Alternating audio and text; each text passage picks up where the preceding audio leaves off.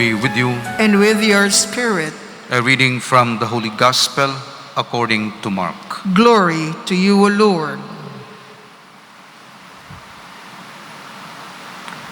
One of the scribes came to Jesus and asked him, "Which is the first of all the commandments?" And Jesus replied, "The first is this: Hear, O Israel, the Lord our God is Lord alone.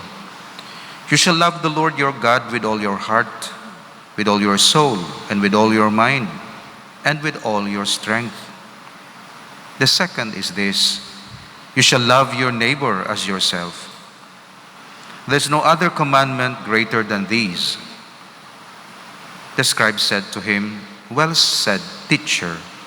You are right in saying, He is one, and there's no other than He, and to love Him with all your heart, and with all your understanding, and with all your strength, and to love your neighbor as yourself is worth more than all burnt offerings and sacrifices." And then Jesus saw that he answered with understanding. He said to him, "You are not far from the kingdom of God." And no one dared to ask him any more questions. The Gospel of the Lord. Praise to you, Lord Jesus Christ. We are about to finish the story of Fatima. So we remember that the angel of peace, Saint Michael, appeared to the little children for almost a year, within a year, in preparation for the coming of the Blessed Mother. Then on May 13, the first apparition to the children, and then June, and then July, and then August. But in August, it's not the 13th, but the 19th, because of some incident that had happened. The children were kidnapped by the administrator of the town because they want the children to deny the supernatural intervention of the Blessed Virgin Mary, because they were Freemasons, according to this report. Freemasons are people, members of a fraternity whose loyalty is not so much to God or to the church, but to the brotherhood. It's more an economic fraternity. They help each other. And sometimes political also. I guess some of the leaders in the world, if not most of them, were Freemasons. And Freemasonry is condemned by the church. Not the person, but the ideology, the mentality, the practice. Because it's essentially anti-God and anti-church. Precisely because the number one loyalty of those who are at the top, because there are also levels of membership. And those at the top are being tested, and then when they pass, of course, their initiation is to deny even their family, to express their loyalty to their fraternity. So which do you choose? God or your group? Your group. Family or your group? Your group.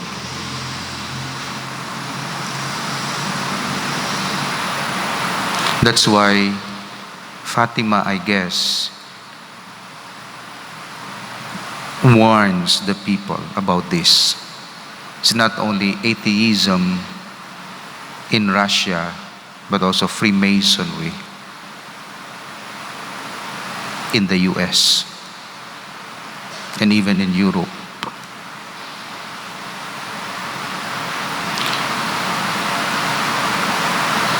We pray with Our Lady of Fatima that through the power of the Holy Rosary, the errors and the concomitant sins committed because of these errors shall be stopped and mitigated, or even reduced, simply reduced, so that the power of good can grow.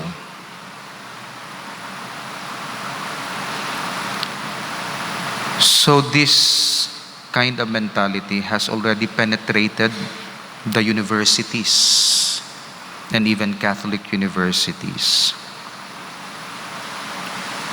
and families and business and military and politics and church.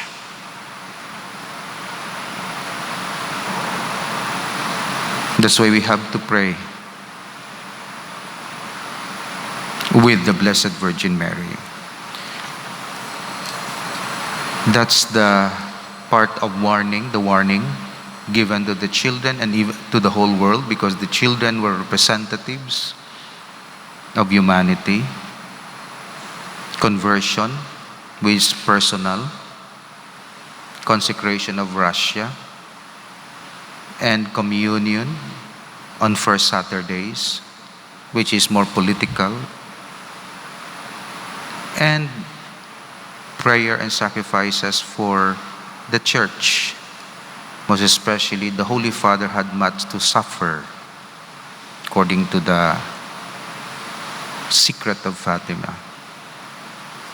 And of course, the suffering is both from external factors, attack to the church, and then internal, which is the division among the clergy and even the bishops, and the infiltration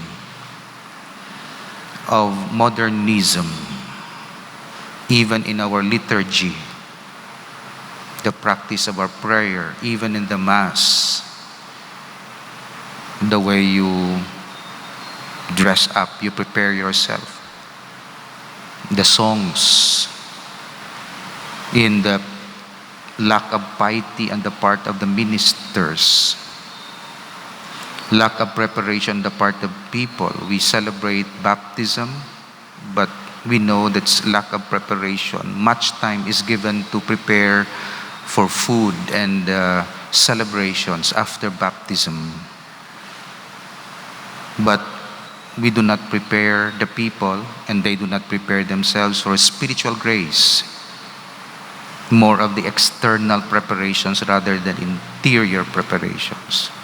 Even our fiestas, the way we celebrate our fiesta, more external rather than interior, like confession and prayer and sacrifices. We become more materialistic. We go to the church because of our material needs, exclusively for some. Not so much because of spiritual purpose. So this is what happened now. That's why the Blessed Virgin Mary wants us to be converted, to go back to God, and to have that kind of mentality, eternal life, salvation of souls. That the body is the instrument for the salvation of souls. That material things are only instrumental, not ends in themselves. Because the purpose of life is to prepare for the next life. It's not to stay here forever. For Catholics, life here in this world is just a school. It's a preparation. So we build not the mansion here, but the tent. Just like the Old Testament people, they transfer from one place to another until they reach the Holy Land. And that's life. From one station to another to another. And we only take what is necessary because our vision, our view, our purpose is always towards the end, which is the salvation of souls.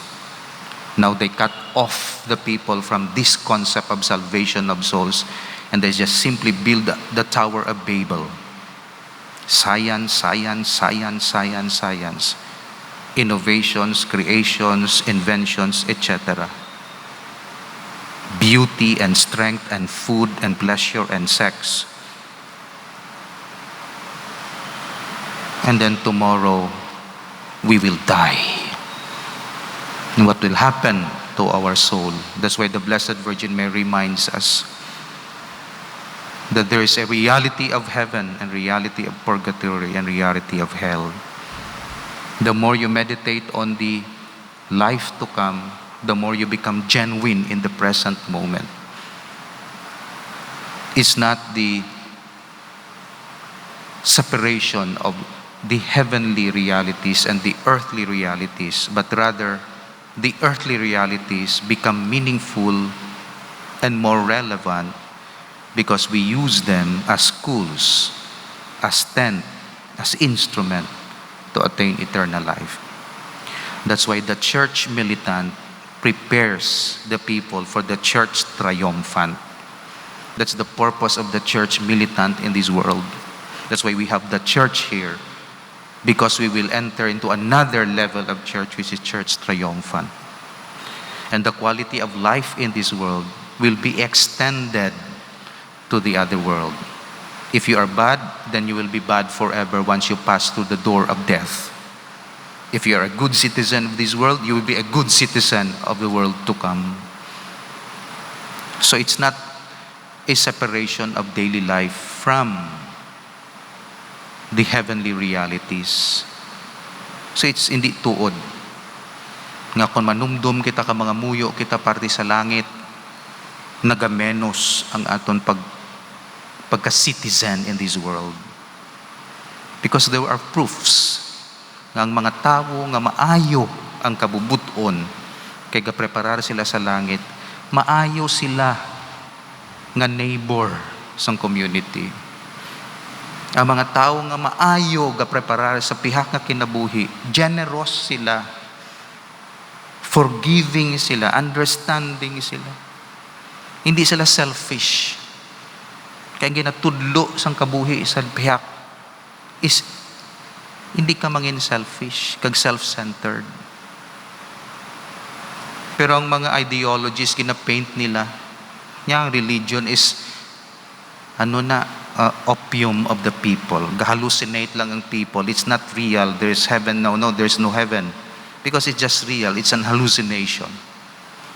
Amuna ang ginhimo nila sa relihiyon, ginpaint nila nga fantasy, nga it belongs to fairy tales and science fiction. It's not real. And then ang next generation, wala na. Hindi na real. Kaya ang real is what is tangible, what can be touched, it can be seen, can be proven, can be experimented, etc. Pero ang mga spiritual, like hell and heaven and forgiveness and love, wala. And Word of God and Holy Eucharist and transubstantiation and assumption and resurrection of the body, wala. That's why amo na pag-paint nila. Wala sang life to come, wala Diyos, atheism. Wala sang life to come, wala spiritual life, no, wala. It's materialism. After you die, you become dust. Then off you go. You are annihilated. Goodbye. So let us eat and drink and be merry, for tomorrow we will die. Kagamo na lang na. Pleasure na lang. And then, amo nang na-paint sa atin. That's why, ang Fatima naghambal gid. Ining mga problema sa kalibutan actually comes from the heart and sinful heart of humanity. Things are neutral. Wala sila value in themselves unless butangan sang value sang heart sang tao. This book is neutral. Unless gamiton ko ni sa maayo, maayo ang book. Gamiton ko sa malain, malain ang book because it's neutral. Ano ang gapamaayo sa book? Ako nga nagagamit. Ano ang gapamalain sa book? Ako nga nagagamit. Computer is neutral. Anong gapalain sa computer? Ako nga nagagamit kung gamiton ko sa kalainan. That's why, bisan ano pa nga imbento sang tao, kung ang heart siya malain, malain gid. That's why, delikado hatagan mo kwarta, kag poder ang malain nga tao. Tanawang katabo sa kalibutan. Kay kung ibutang mo ang kwarta, kag ang poder, sa hindi, wala moral sa kabuhi, wala morality, wala standard na morality, hindi makadistinguish between good and bad. Ang gina-distinguish lang niya is pleasurable or not pleasurable, nice or not nice, politically correct or not politically correct. Amo lang nang iya standard. Wala siya sang standard of good and bad. Ang iya standard is maginansyahan ni bala o hindi, makwartahan ni bala o hindi. Munang iya standard, mulang standard ya o tanawa sa global perspective. Nagkambyo ang standard. Ang standard is to be nice to people but not to be good. To be nice is not always good or right. And to be right is not always nice all the time. Pero ang standard sang Katoliko iya is to be right, to be good. Meaning truth. Hindi nice nga i-compromise mo lang ang truth because you are nice.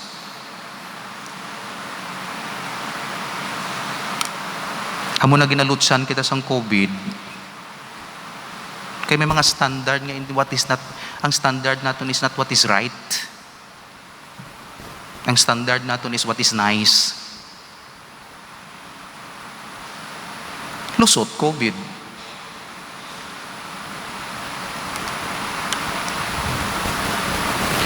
Interpretation ko ni sang Fatima, ha?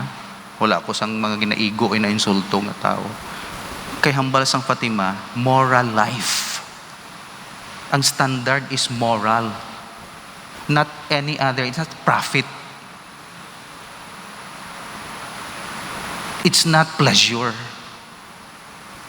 Once nga ang standard mo gin-distort sang world, hindi right, kundi what is pleasurable, amo ni matabo sa kalibutan. Sinagad kita kapangat ano, pero wala sang what is right.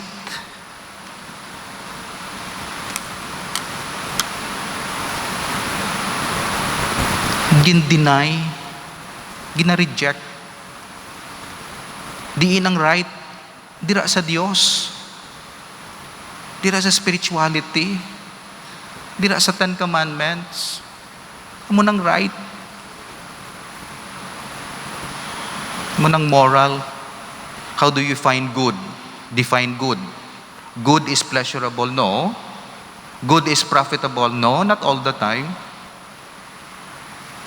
Good is to become successful? No. What is good? Good is moral good. Good is based on what is right. You want a good life? Base it on what is right. Hindi profitable, hindi successful, no? Kung successful ang imo yung definition sang good at the expense of others, even if you deceive them, even if you kill the whole population in order to survive and to gain profit, unang natabo.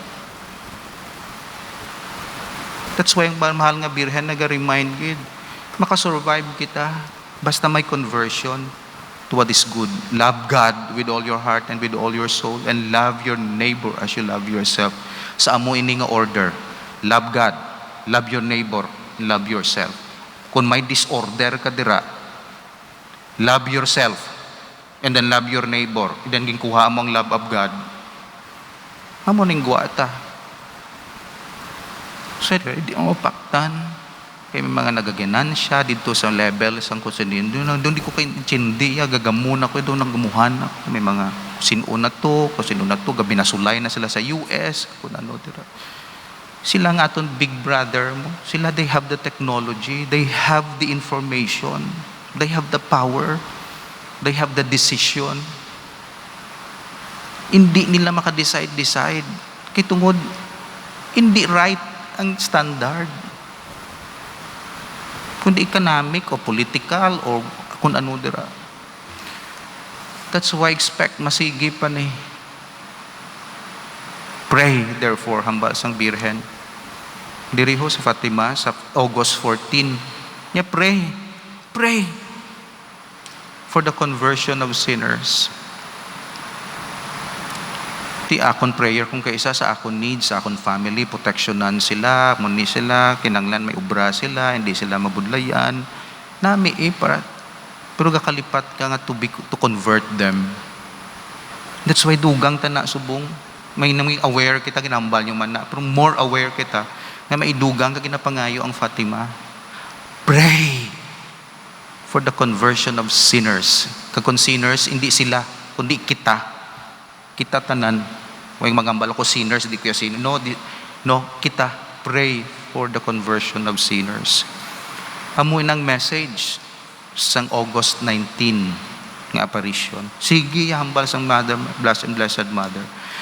Doon nangayo si Lucia, niya, pwede mo ma-cure ang iban nga mga sick, hambal ni Blessed Mother, iban lang, pero hindi tanan, kaya hindi tanan ready. Tanawab lang sa batya. Iban lang, thank you kay nag-intercede ka. Pero kinanglan mangin ready anay sila para sa cure. Pray. Tapos ginbuliwat pagit sang Blessed Virgin may pray very much. Do hindi lang pray, dublihon mo pagid. Tapos may very much pagid. And make sacrifices for sinners. Pray, amo gining hambal niya. Pray very much and make sacrifices for sinners. The repetition of the same word is also unique in Fatima. Paghambal niya sini, masinulubon ang iya itsura, ang iya mata. Okay? Masubo, nakita sa mga kabataan. Hambal niya, my beloved child, please pray. Without prayer, will not save your soul. Without prayer, you cannot be united with God.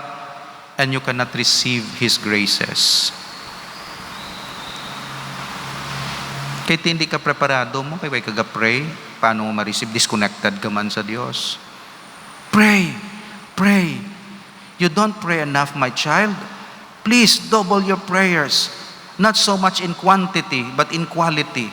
Learn to pray with all your heart. Make efforts to be entirely addicted to your prayer when you pray. And do it all for my Son's glory, for my honor, for the salvation of the souls. One rosary said with much effort and desire to please me is better than 100 said with negligence and superficiality. That's why amo na nga akong hambal, mga muyo gani, hungdon gid. Kaya kung hindi mo paghungdon, wala siya power. Hungdon mo gid. Ara gid ang imong mind as much as possible. Ara imo intention as much as possible. Kaya kung nag-pray ka mga superficial, 100 rosaries equals to 1 nga gin-pray mo with sincerity, with fervor. Bisan sa misa, mas taas of course sa misa sa rosary, pray with fervor. Tungod wala siya power kung hindi nato nina. So pray for my Son's glory, my honor, and salvation of those souls. Tapos hambalya, Our Lady. The second hambalya is sacrifices for poor sinners. It is significant that in Fatima, the two terms prayer and sacrifices are very often mentioned together. Both are offerings to the Most High. Prayer is the offering of heart and soul. Sacrifice is the offering of your will and of all your actions. By this word, sacrifices receives a special depth because the children were to experience the greatest possible sacrifices a man can ever have in this life. Sacrifice of immense sufferings. sacrifice of offering his life, and they even are willing to be killed, sacrifice of all kinds of humiliations and unpleasing and difficult situation. Pero aton kabataan, subong wala na train to sacrifice. Comfort na lang permi ang ginapangita. So wala sila sang means of grace. Hindi man sila mag-pray, hindi man sila mag-sacrifice, wala alagyan ng grasya. Kaya ang grasya maagi sa duha hambal sang Birhen, prayer and sacrifice. So, gina-inspire kita sa mahal nga Birhen. So, bisan ano nga mga sacrifices naton, ordinary life, sometimes extraordinary sacrifices, sometimes God gives you the sacrifice, the opportunity to sacrifice, siya nagpili, sometimes you choose.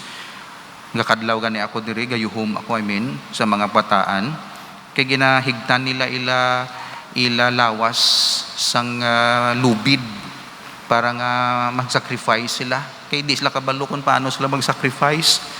Di pa sila kontento to, ginakigan na sila mama nila, ginano pa sila sang ila paris priest, ginpriso na sila, ginpahog na sila. Kulang pagid. Balan nyo kung ano ang creativity sang kabataan. Ginahigtan nila ila kagalingon sang lubid. Tapos ang lubid na bala nga may madulot sa panit. Kag magtulog sila, ginahigtan nila. Imagine ko, 3 sila kabilog, no? Gina-imagine ko, 3 sila. Grabe, masacrifice, mangita sang sacrifice for the conversion of sinners. Amo na sila kabataan. Pero nag-intervene ng mahal nga Birhen niya, mga anak, nami siguro, ginadrama ko ha, ginamuna, aga nyo lang higtan inyo kaugalingon sina. Sa gabi, kuhaon nyo para katulog ka mo maayo. Ang Birhen pa nagpauntat sa ila niya, hindi nyo pagpatami kaugalingon nyo man. Kaya ang kabataan niya, magrabe mo. Ilang nga sacrifice. So, silang nag-decide, gindugangan pagid nila. So amo man sa aton, ako yan di lang kaya magdugang, mahulat lang ko ya. Lord, sacrifice of the state of life, sacrifice of ordinary life, sacrifice, I think okay na ya sa ako nga mo lang na anay. Pero mangita pagid ako maghigot-higot, pagiguya ko ano na daw, sobra na Lord. Ihatag lang na kay Ma'am Campus. Kay Ma'am Campus lang na. Pero ako ya, ordinaryo lang ka. Joke ko lang Ma'am Campus kay ara kadira. Kag inyo sacrifice, emotional, psychological, humiliations, kag kun ano dira. Kung kisa ang humiliation salin sa akon, kundi instrument ako sang inyong sacrifice, wala ko na justify, joke ko lang. Kisa ako man, so pero gina-offer naton ina, dagmay nga mga sacrifice, big sacrifice. And the best sacrifice, of course, is the sacrifice of Jesus in the Mass, kaya participate kita. So, ang mga nagabalatian, ang mga nagamasakit, basta ma-offer nila, ma-convert ang sinners in this world. So, Blessed Mother, strengthen us with your prayers sa amon times ang sacrifice. Kagtagai kami sang piety. Kay nanotisahan ko, basta wala piety, may reklamo. Bisan ako, kung wala ko fervor, wala ko piety. Hindi lang pagkuha ang piety, Lord, Holy Spirit, di lang pagkuha. I-increase lang ang piety namon. Para amon sacrifice pero spiritually sweet, physically painful, but spiritually meaningful and sweet because of the gift of piety. So bless these people sang gift of piety. Kung napangayo mong sacrifices, tagain lang kami sang piety para nga ma-bear namon ini. Kag in fact, madugangan pa namon like little children because of our love and our piety. Amen. Eternal Father, you inspired the Virgin Mary, Mother of your Son. Keep us open to the working of your Spirit, and with Mary may we praise you forever. This we ask through Christ our Lord. Amen.